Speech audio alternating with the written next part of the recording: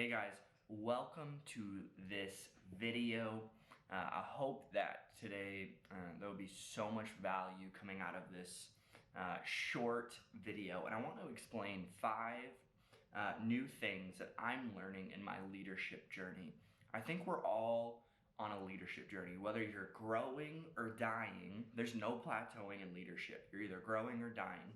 We're on a journey, and I think when we're on a journey, we always want to consume new content, read new books, new podcasts, whatever it is. I think there's always ways to grow in your leadership. One of my best recommendations I can give you is to find somebody who you would want to emulate or follow or even copy and paste their life in yours, which obviously you should not be a copycat person, but you should always look at somebody's life and say, hey, maybe there's something there. Maybe what they're doing is something that I would really want to do someday, or a skill or an asset that they're providing you want to do. So these are 5 new things in my leadership journey that I'm processing and that I'm going to be processing with you. So thank you so much for watching and listening. I hope that these will bring you value. Number 1, you should never challenge something you don't have a solution to. Holy smokes, we're coming in hot right off the bat. You should never challenge something that you don't have a solution to. I think a lot of times we can always see the things wrong. You walk into your local mall right now, guarantee you there's something wrong. Maybe it's the experience, maybe that there's trash on the floor, as small as it seems. Anybody's local mall just like ours, holy smokes, there's always something going on there. But there's something wrong, and we are called as leaders to be the solution.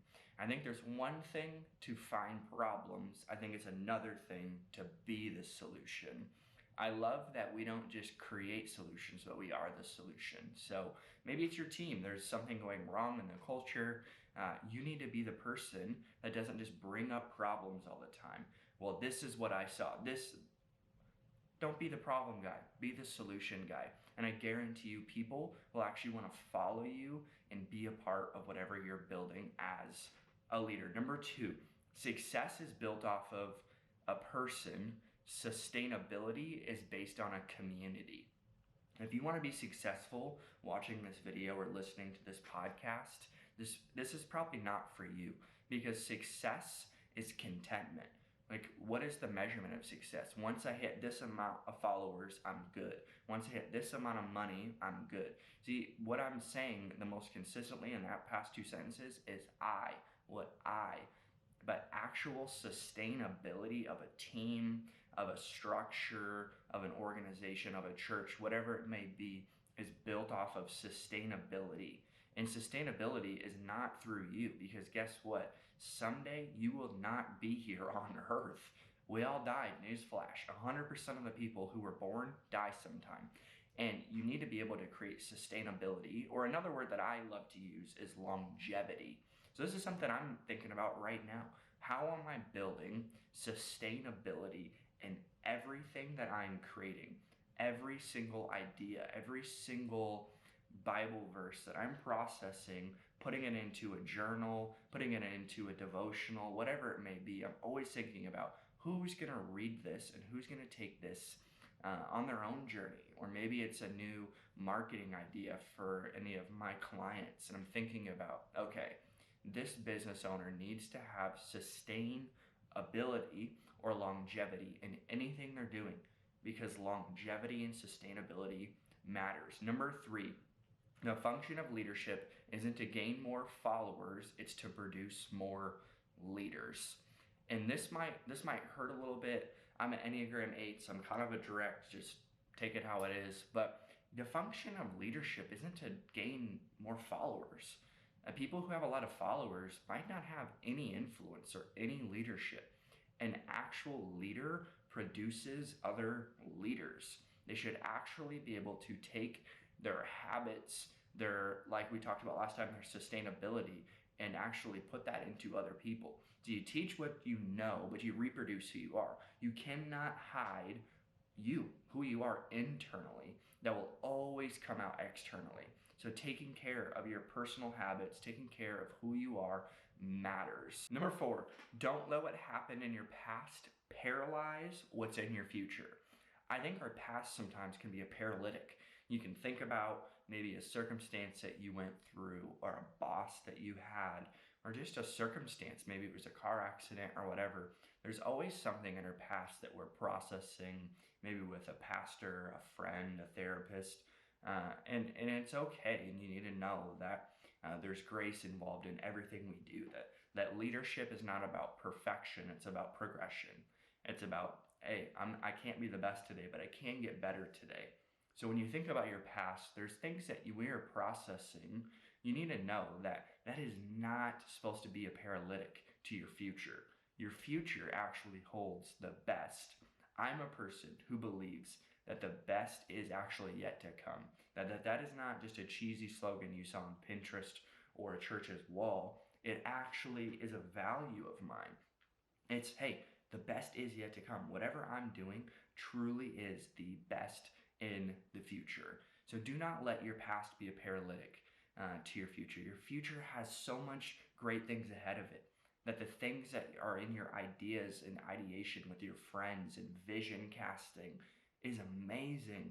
And do not let what happened to you continue to work in you, because someday it's going to come through you. Like we said, you teach what you know, you reproduce who you are. That's John Maxwell basics.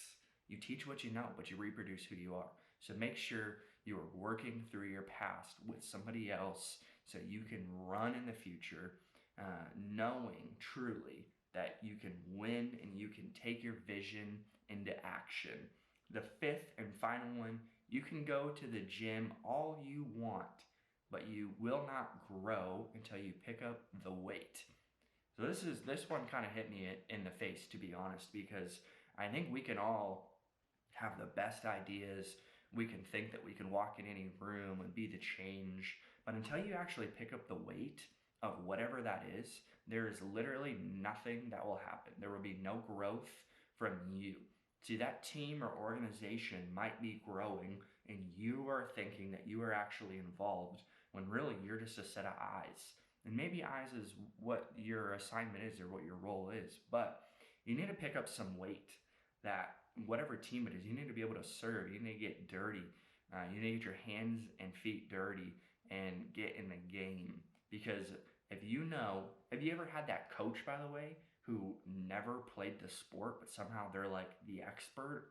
And when they're like practicing and they're dribbling the ball, it's like, dude, you literally, I can tell you never played the sport. So as leaders, we should know leadership is servanthood. Leadership is not dominance. It's not this big dictatorship.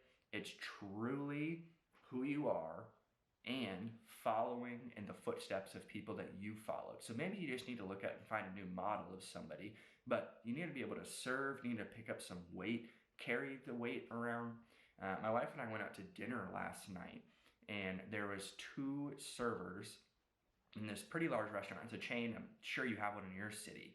It was Thursday, and we wanted to get some wings, so we went. And I literally watched the manager just stand around and tell all of his servers and workers what to do.